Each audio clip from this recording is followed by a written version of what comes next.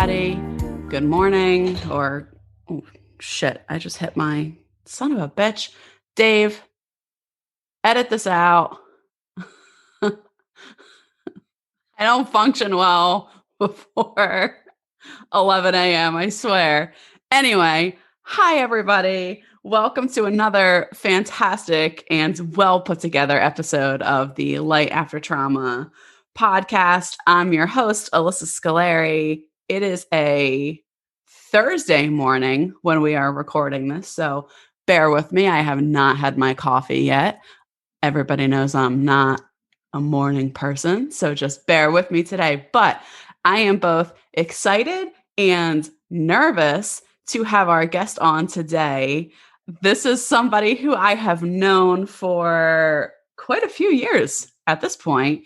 I have with us today Sean Grannan. And Sean is a retired police sergeant who recently worked for the Gloucester Township Police Department. Sean has been in public safety since 1987. He served as a volunteer fireman with Audubon Park and the Blackwood Fire Departments. He also served as an EMT, both as a volunteer and professionally. He served as a paid fireman/EMT for the United States Navy and served as a dispatcher for the Camden County Department of Public Safety and the Gloucester Township Police Department. After serving in public safety in those capacities, he became a full-time police officer with the Gloucester Township Police Department. Sean was employed at Gloucester Township for 23 years, rising to the rank of Sergeant of Police. While with Gloucester Township Police, he served as a patrol officer, a school resource officer, crime prevention officer, community relations officer, patrol sergeant, sergeant of communications, and he ended his career as the aide to the chief of police for the department. Sergeant Grannan was instrumental in creating several programs involved in community outreach and juvenile programs. Sergeant Grannan also helped transform the communication center into a much more modern community communication center. Sergeant Grannan was also a CPR instructor for the department, and he was an instructor at the Camden County Police Academy for over 20 years, ultimately ending his career as the leader of the class teaching police stress and suicide awareness for police officers from the years 2008 to 2019. Currently, Sergeant Grannan is retired and spending time with his wife and 3 children while always keeping his eye on policies and procedures involving police wellness. Hi. How you doing? You have had quite the career. Yeah. Well, when you stick around long enough, you have the opportunity to do a lot of diverse things.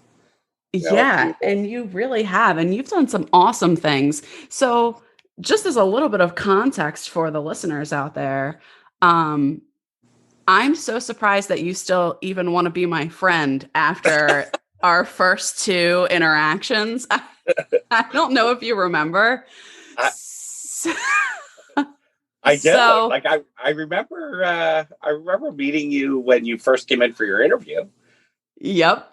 Uh-huh. So as some of you may or may not be aware, Sean he worked for the Gloucester Township Police Department, which is the police department that I worked for before I launched full-time into private practice. And I had my interview, but this was back in July of 2018. No, this was back in June. Mm-hmm. Of 2018, and Sean was the very first person that I met.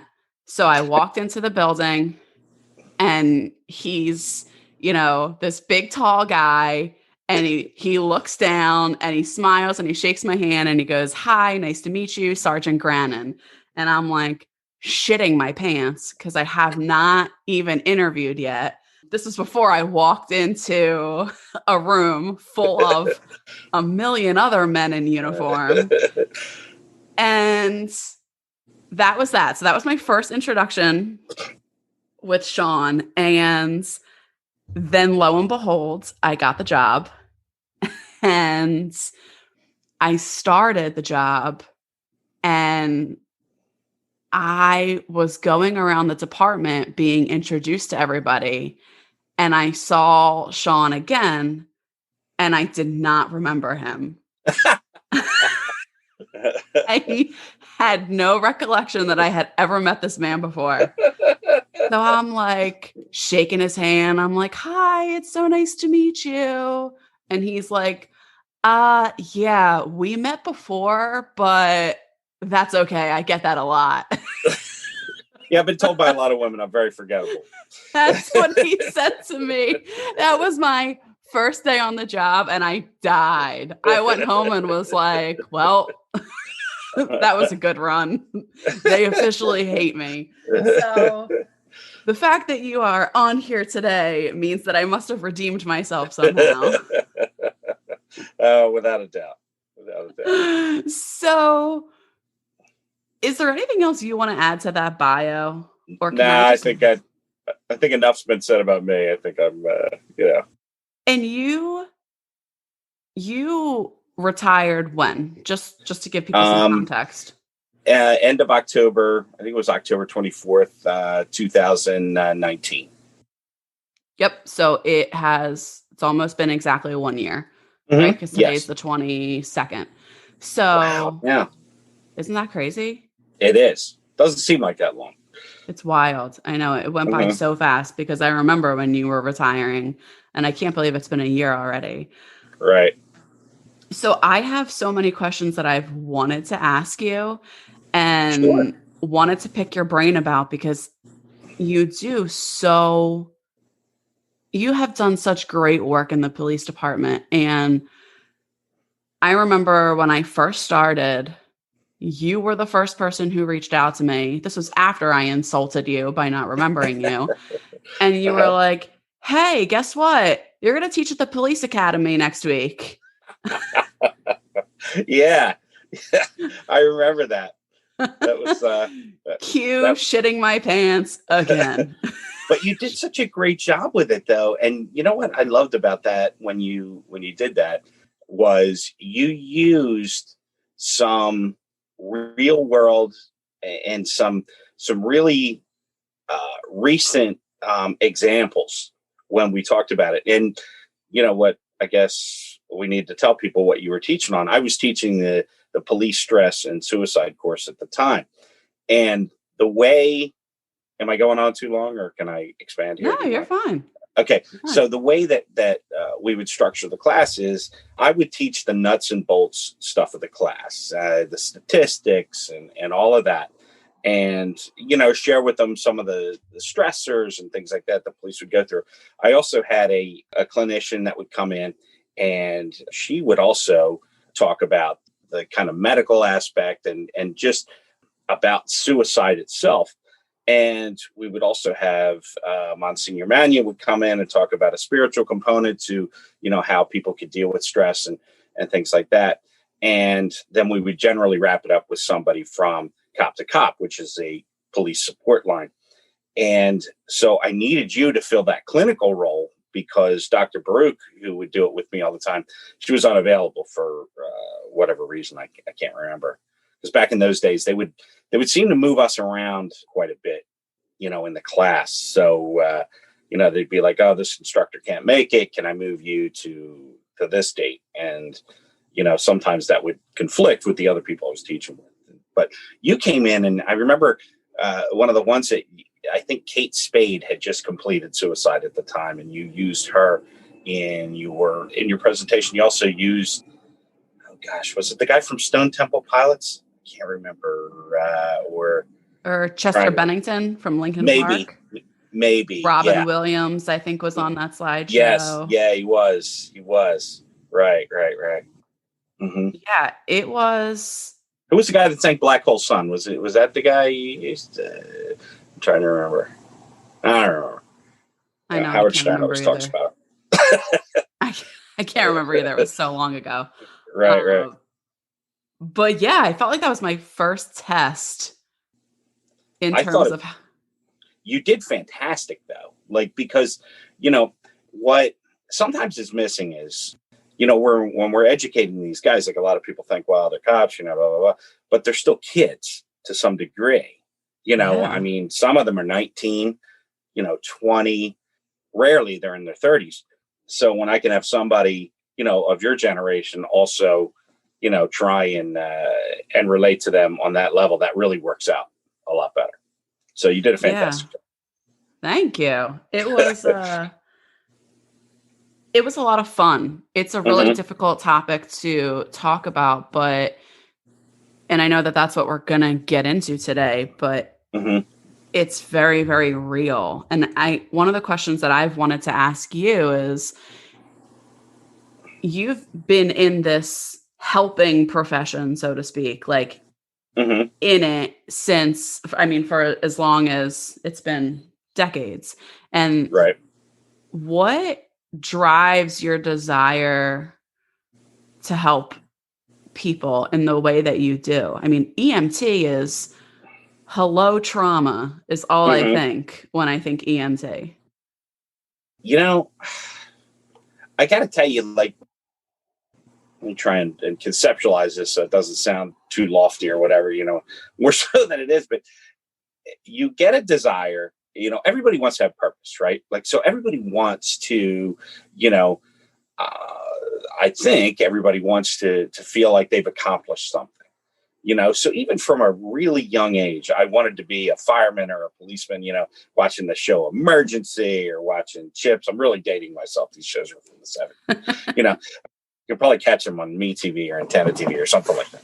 But, I want to do that. Like, I want people to, see me and be, and be out there helping people because, those guys were, they were always out there and they were making a difference. So I just kind of wanted to do that. And what I guess probably drove me is my father, was in World War II, and that generation of folks, they volunteered, to go. Like, it was like much like the people today who, we have an all volunteer military and all that. And, folks are just, but in my family, even going back to, his father and all that and his brothers, and uh, we always wanted to be of service. My mother worked at the church and they volunteered at the church. So, that was part of our upbringing is you were of service to the community, you were of service to the church. And so, that was just my contribution was to do that.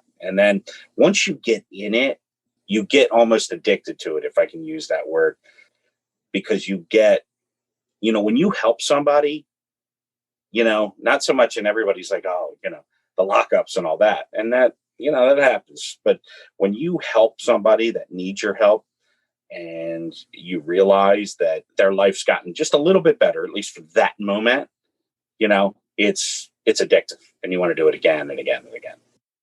Yeah, that's that high that you're chasing, is to Hmm. be able to Sure. bring a little bit Hmm. of peace and comfort to somebody else in this world, even if it's just temporary. Without a doubt. Without a doubt. Serve I and remember, protect. yeah, when I was a school resource officer, I was at Timber Creek High School in Ariel for six years, from when they opened until 2007. And some of the times, like, some of these kids, like, you would think it's an adversarial relationship between the police officers in there, and it's really not. Like, these kids, you form relationships to them, and you know sometimes I was the nicest interaction that they had all day because their home life might not have been great, you know.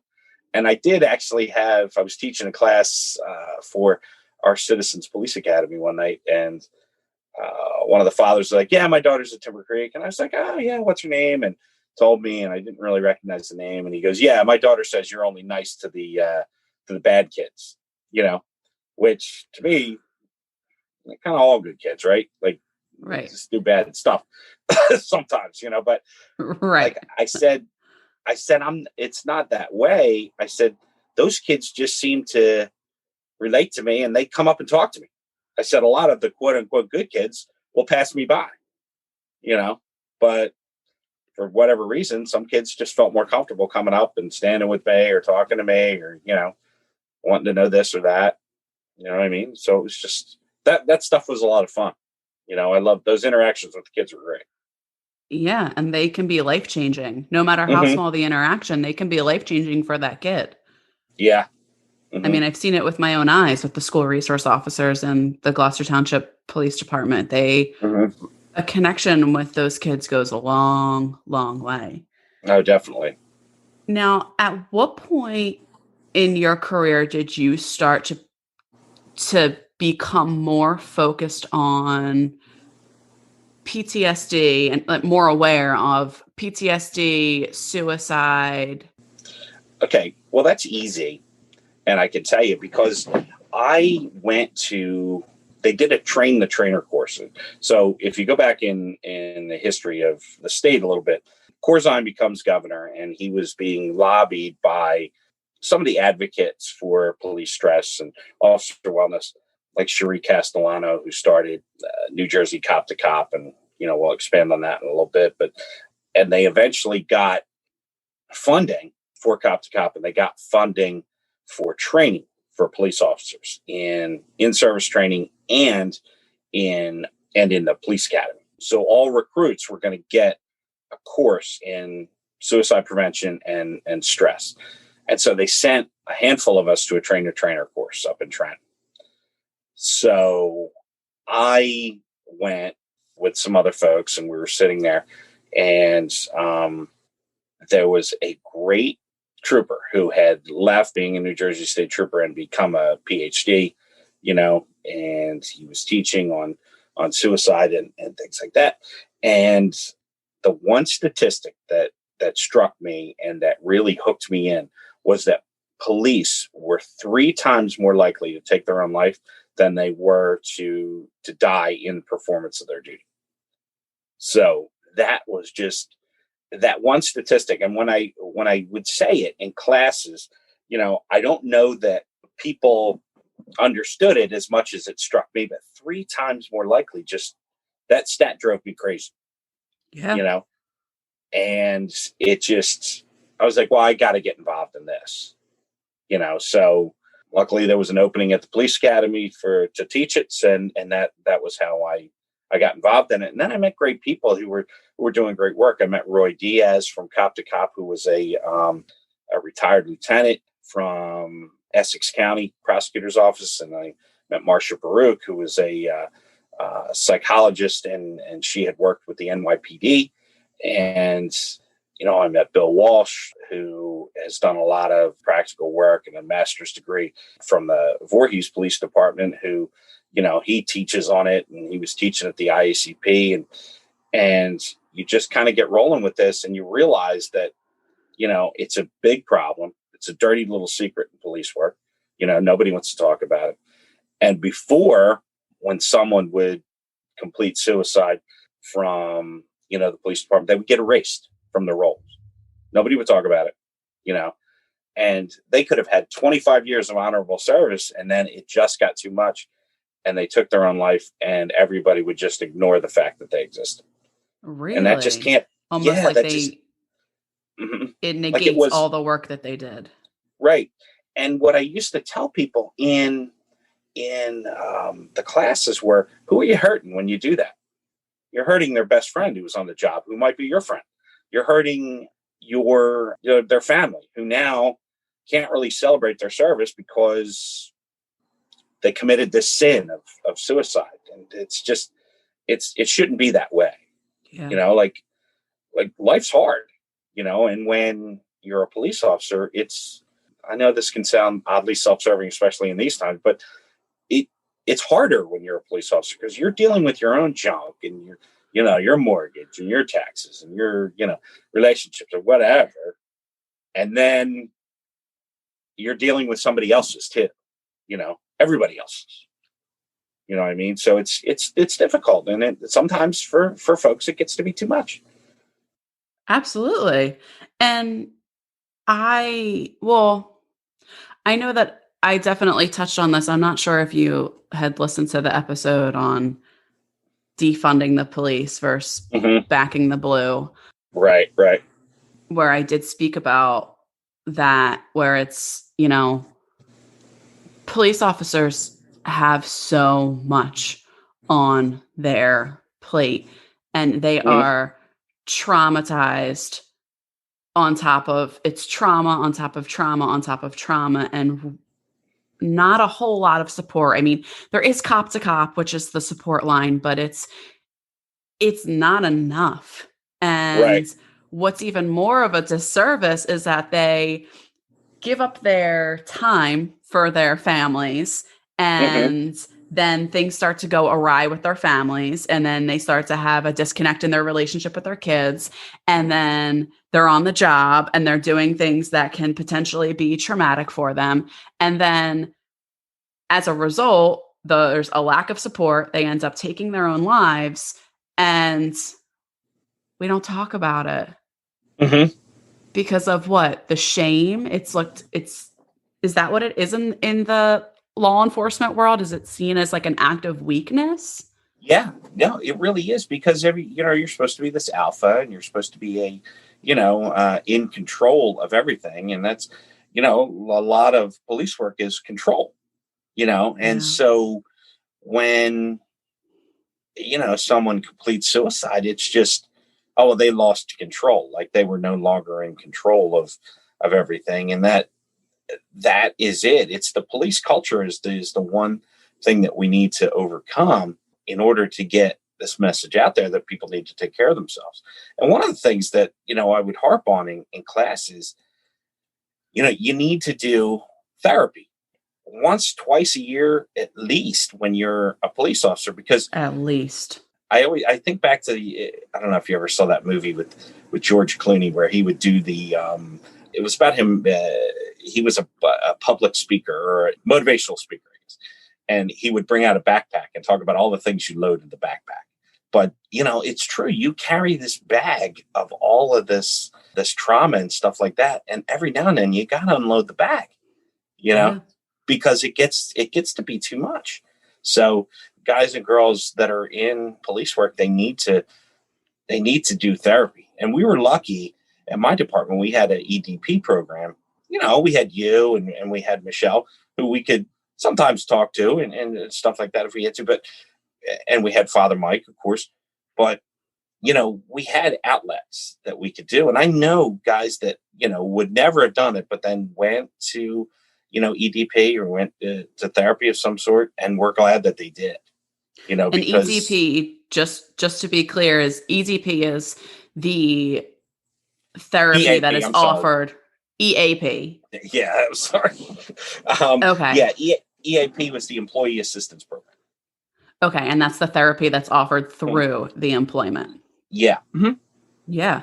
It does. It makes such a big difference. I can recall countless times where I have had people come into my office when I was working at the Gloucester Township Police Department, and they may have just been stopping in to pick something up, and they end up sitting down, and we end up just having a conversation. And before you know it, they're talking about the first body that they ever saw.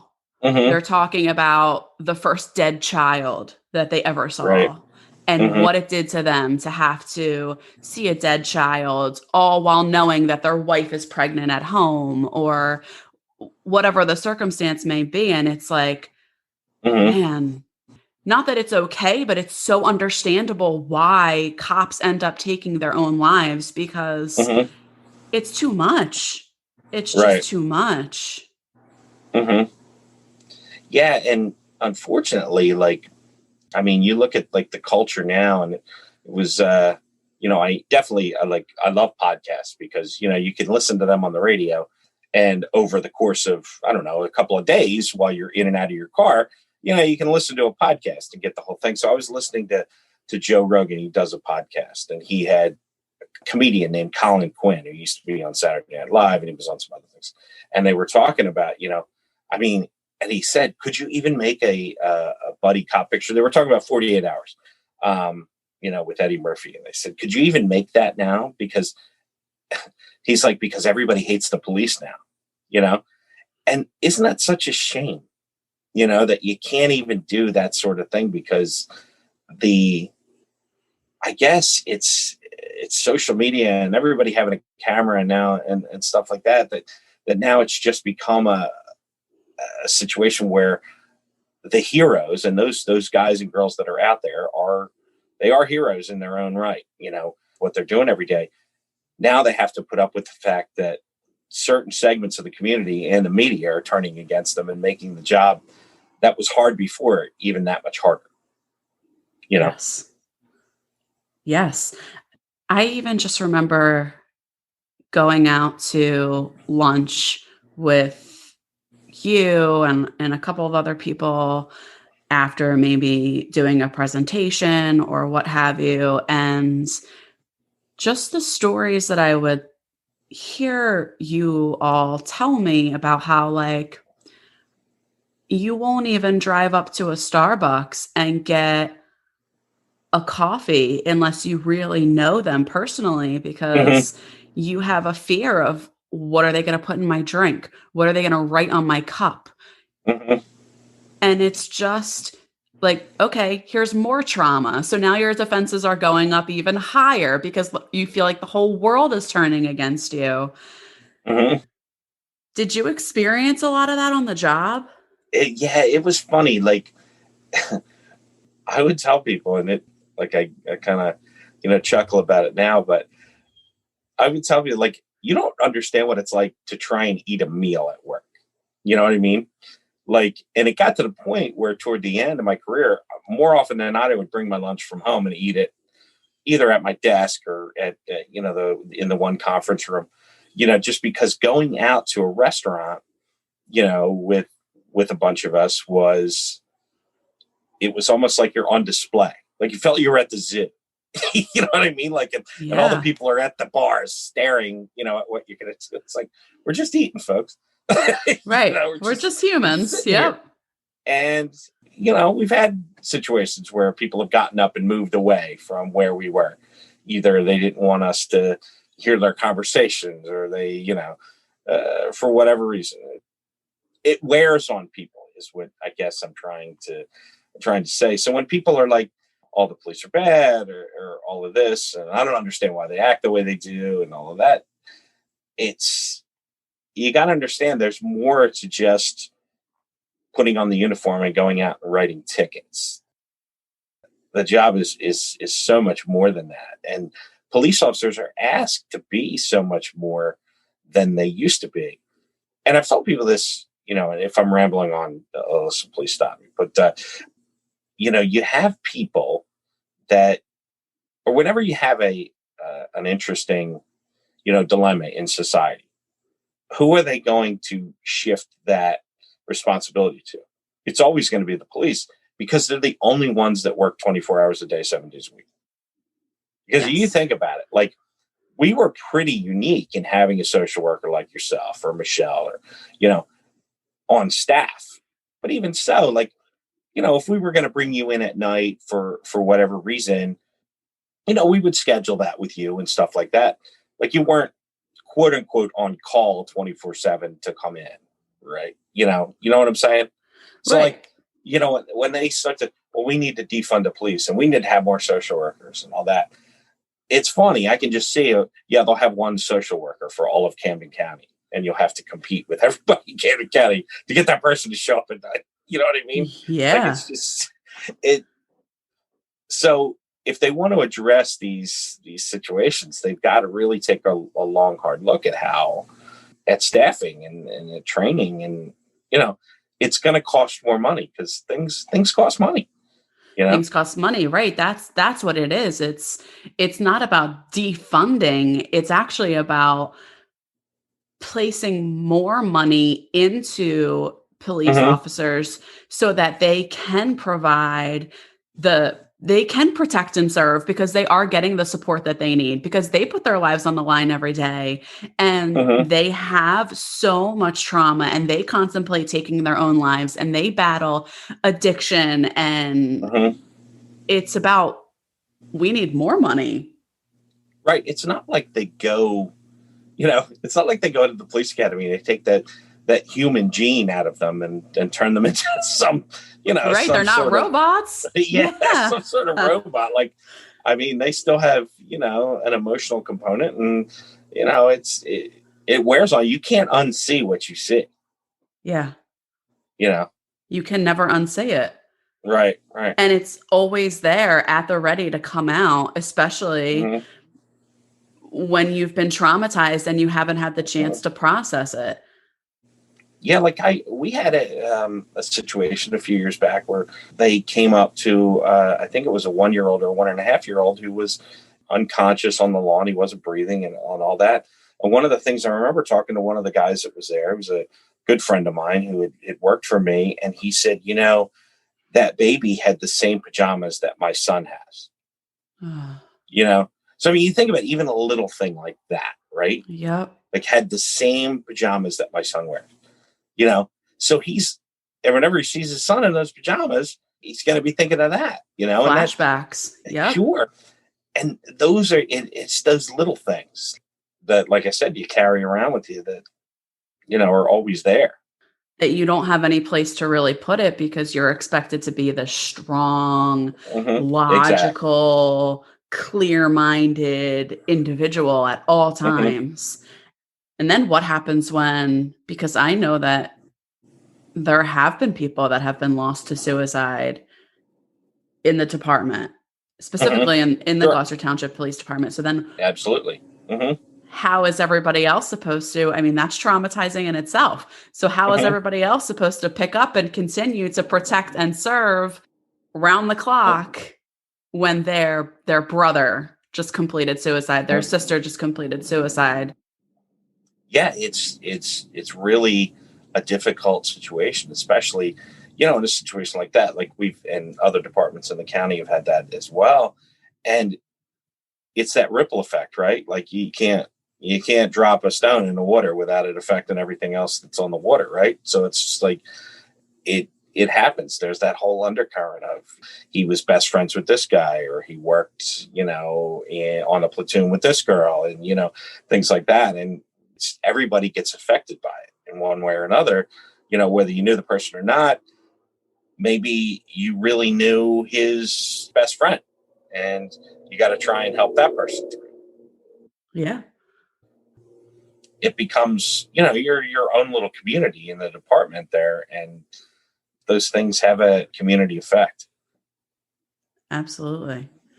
Now, one of the things that I wanted to ask you is, you have used this phrase while speaking, which I think is so important, and you have not said committed suicide. You have said completed suicide.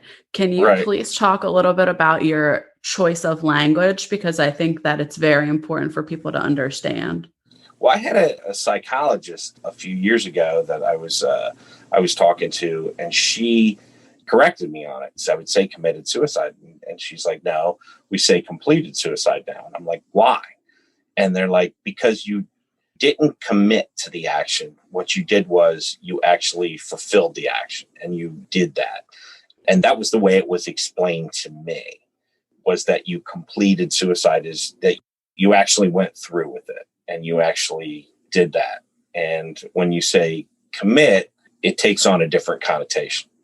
Yes. So yes, commit just in the same way that you would say somebody committed a crime. It adds to the shame and the stigma surrounding suicide, right? When you say that person committed suicide, no, they didn't commit. They completed suicide. Right. Yeah. So that was and that's that's one of the biggest hurdles in this whole officer wellness and police stress course that we need to do is it's tearing down the stigma, and it's bringing it to the forefront. And one of the things that I would always say during my classes and my talks would be, I just need you to bring this to the front of your mind from being buried in the back of your mind, because you need to constantly, as police officers, they would always need to be aware that this could be a problem, not just for you, but it could be a problem for, your partner, or, the person working across the room from you. And one of the videos that I would show was a really well done video that came out of the LA County Sheriff's Department. And they actually used I would say an A-list actor, a guy named Hector Elizondo was the person that did the video. And you could tell the production value and all that. They spent some money on it because, it was a real problem out there in LA, and they committed to it. Thank God New Jersey decided to throw some money at it too and really try and push it in the forefront, because I hate to say it's only going to get worse, but it's only going to get, I think, more serious, just because the stressors aren't going to go away. No. I agree with you. Now, one of the statistics that I was reading about is that police officers are more likely to complete suicide or attempt suicide after they've retired. Mm-hmm. And one of the reasons, as a trauma therapist, one of the ways that I make sense of this is, once you're no longer with the police and you've never gotten the help for all that trauma, you have all this free time on your hands, right? The pressure is off, and now all the demons come to the surface.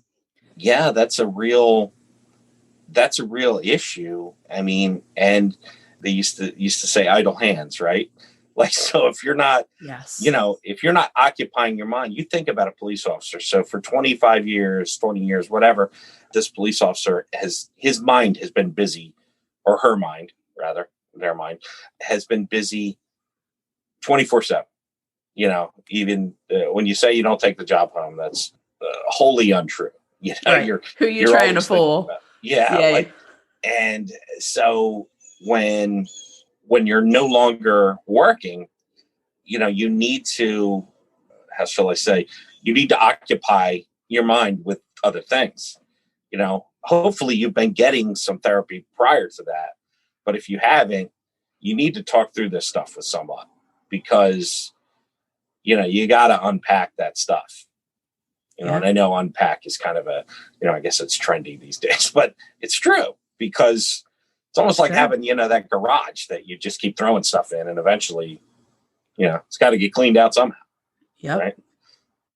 Yeah, I agree. Now, and if this is too personal, you can tell me to back off, but is that something that you struggled with going into retirement? Like feeling like, oh crap, now I have all of these memories and kind of demons that are coming back that I didn't really get the chance to process? No, luckily no. And I say luckily because I think I was lucky being introduced into this whole world of officer wellness and stuff. I kind of had a head start at it. So I think when I retired, I was fairly, as well adjusted as I am, I was fairly prepared for it. So I always have that option. And I do some therapy on the semi-regular. I see somebody every quarterly, I guess, maybe, or yay therapy. You know what I mean? Just, because there's always stuff, right? Like always. It's just, so sometimes, like, I mean, I have a great relationship with my wife, and she and I spend most of our time together, but there's sometimes she doesn't want to talk to me about things. And there are things that I, may not want to, because you spend your whole life, as a police officer, or as a first responder, fireman, EMT, dispatcher, whatever, trying to shield them from the demons of the world. You know what I mean? So that's you don't always want to talk to people about that sort of thing. But when you go to a therapist, it's pretty easy, especially if you have someone cool like yourself or somebody like that you can, just kind of, let's this deal, or that, or whatever, and you just need somebody to listen. Yeah. You know what I mean? Yeah. And not so much understand, but just hear it. Right. I think more importantly, not understand. I think it's the opposite. I think it's that you need somebody to understand that they will never understand what it's like to do the job that you do. Mm-hmm. One of the things that I appreciated, which this is going to sound a little bit twisted, but I really did appreciate it with working in the police department, is that I knew that I would never understand. And they knew that I would never understand. And we had that mutual respect for each other, knowing our differences. And I actually think it made people trust me a lot more because I didn't try to be one of them. I did not try to be a police officer or act like I even knew what it was like. Yeah, that makes a lot of sense, right? And it doesn't, and I'll use a different example. That makes a lot of sense. Like, if you can just be tolerant of each other, like tolerance is a big deal, right? Like, it's huge. I have a friend who's say gay. You know what I mean? I don't understand what it's like to be gay, or I guess that's probably not. You might have to edit that out, I guess. Can you still say gay? I don't know. Yeah. Okay. So, like, I mean, you can say gay. Yeah. You don't understand what it's like to be gay, but you are right. accepting. Right. Like, yeah, I get that I'll never understand, but you're still my friend. I still get it. I still get that you're still my friend. I just don't, I may not understand what you're going through, or somebody who's black, or, somebody, I don't know what it's like to be you, but I can be accepting of, how you think. Yeah. I don't know what it's like to be you, but I can stand next to you. Exactly. And I can support you. Right. Yeah, absolutely. Mm-hmm. The other question I wanted to ask you is, what? I love when you kind of grin, I can tell you. Because I get so nervous because I've had so many questions I've wanted to fire at you for so long. What made you want to come on this podcast? Because I've wanted to ask you and I've been terrified because I guess in a way the political climate right now has made me fearful that people may not be supportive of me and what I'm doing because I'm in the, quote unquote, world of the liberals, as people may say, even though that's not how I would identify myself, but that's how a lot of people see me. So. Okay. Well, all right. I understand that. So, number one, like,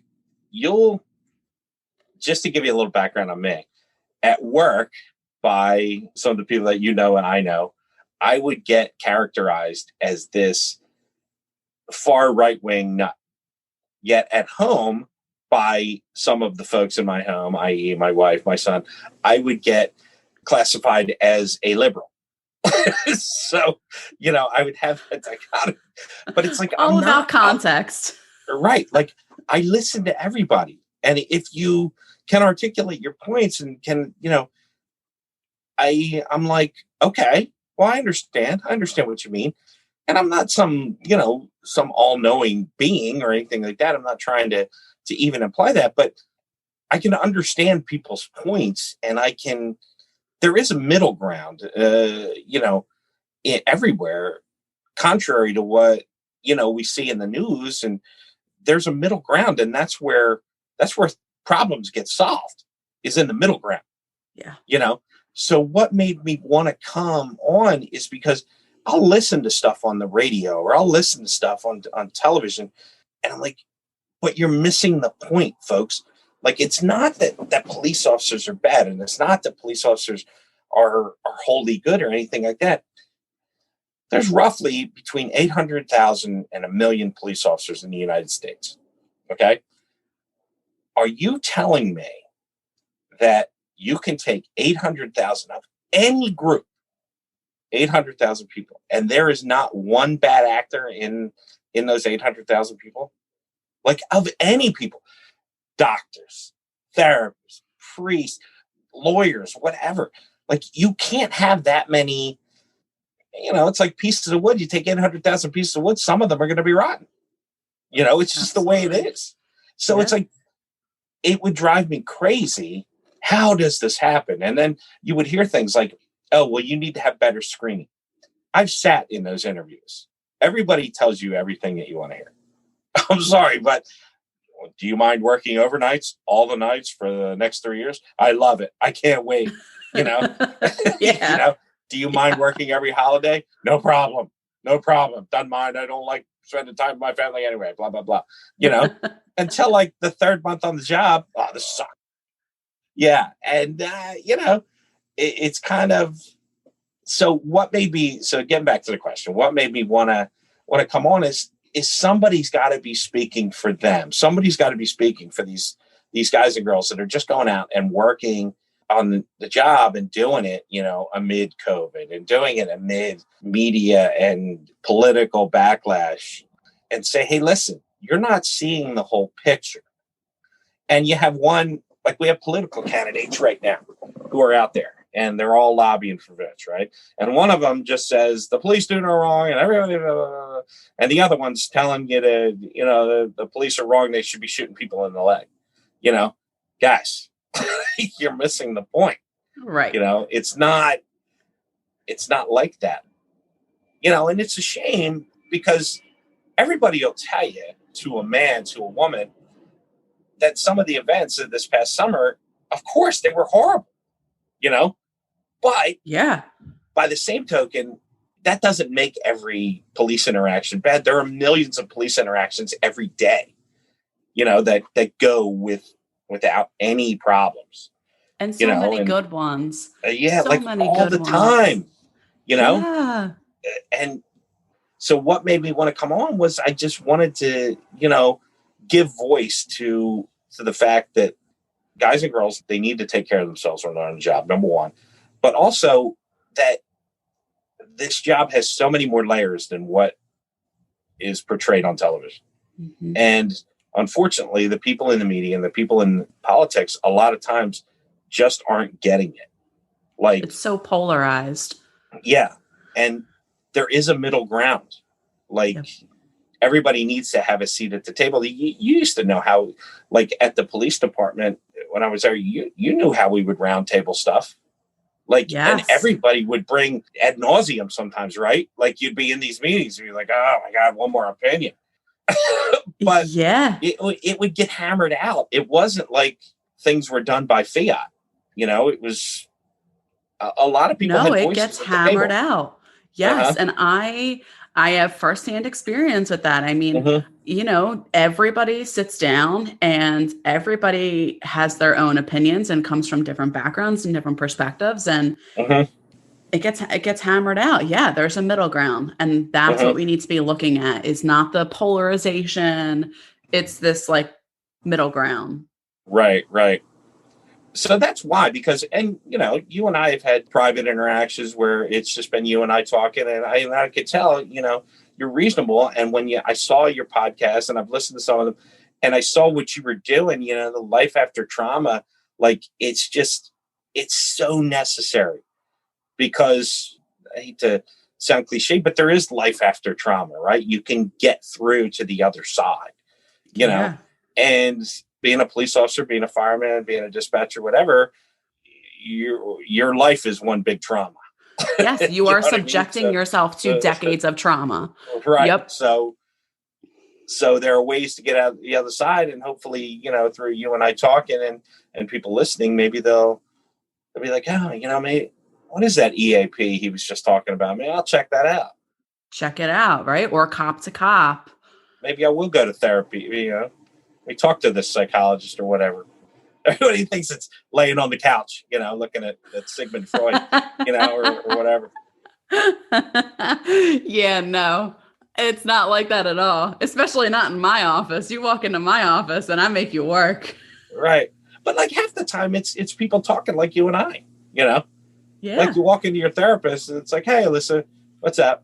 And you're like, hey, what's been going on this week or this month or whatever. And then, you might start talking about something you saw in the news, and then you evolve into something that happened to you 10 years ago, exactly. And it happens very organically, and it's very easy to do, but it's very necessary to do. Like, you don't go through life never going to the dentist, and therapy is the same way. I agree.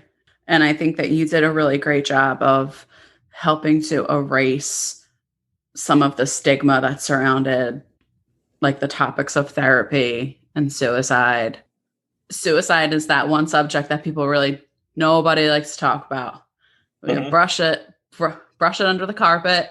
Nobody likes to talk about it, but it's, it's real. And I obviously have no background in law enforcement, but I can only imagine how hard it is, as somebody who, as a lot of the listeners out there know, like, has been in recovery from like complex PTSD. I have battled suicidal urges my entire life and have gone as far as to make attempts at ending my own life. And there's no shame in it. It's very real.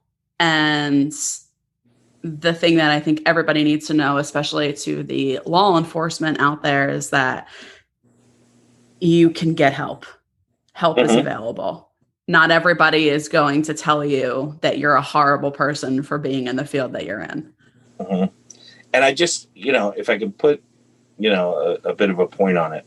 In 2018, 167 police officers and people in law enforcement committed suicide. Okay. It's 167. In that same year, there were like 129 line of duty deaths. So you just look at it like, that's a lot. And it's not, and those are the ones that we know of, the ones that were characterized as suicide, the ones that were publicized. Like, right. What about the ones that no one talks about? Right. That were never reported, which happens a lot for insurance purposes, or we're going to take care of this guy so his family doesn't know, or that sort of thing, which happens very innocently. But those numbers need to be out there and people need to realize it. We had a trooper in New Jersey that I think it was about 10 years ago, got into his troop car, was headed to work, for whatever reason, pulled over on the side of the road and took his own life. Like, what got him there? Yeah. You know what I mean? Like that, and that happens all the time. I'm not going to say it happens every day, but it happens a lot. Way more often than people are talking about. Right. And so people need to be aware of it, not just civilians and politicians, but police officers need to be aware of it. You need to be looking at the people around you to make sure that they're okay, because there are days when people are not okay. And even you putting your hand on your shoulder, you okay? Is there anything I can do for you today? Like that goes a long way. Oh, it goes the longest way. It goes the longest way. I've had, I mean, I've even had police officers during the job probably do that to me during one or two bad days. And I'm like, oh, that makes it all better. Like that, not that it fixes everything, but it just like, it brings you out of this, like, I'm so alone. Nobody cares about me. Nobody sees me. The world would be better off without me. It goes a long way. I mean, because you remember, like, we would come down to where you would work, and I'd come and plop in your office. Hey, Alyssa, what's up? And like, I loved it. I lived for it. I mean, yeah, you guys go do whatever we're supposed to do down here. I'm gonna go talk to Alyssa for a minute. Yep. You know what I mean? I lived for it. Those knocks on my door, I was like, yes, somebody's coming to talk to me. Right. Well, I'm so appreciative of you coming on here today and being raw and being a voice for your brothers and your sisters in law enforcement, because... Well, thanks. I appreciate it. Appreciate you giving me the forum. That's great. Yeah, of course. Ask me back anytime. I'll come back. Talk about anything. Yep, you're coming back. Don't you worry. Right. You'll be back. Thanks for listening, everyone. For more information about today's episode and to sign up for the Light After Trauma newsletter, head over to my website at alyssascolari.com. The really great thing about being a part of this newsletter is that not only do you get weekly updates on new podcast episodes and blog posts, but you also get access to the private Facebook community, as well as access to all sorts of insider tips, resources, and infographics that supplement what we talk about on the show. You also can connect with me and other trauma warriors. I'm super active on the Facebook community, and I look forward to talking with you.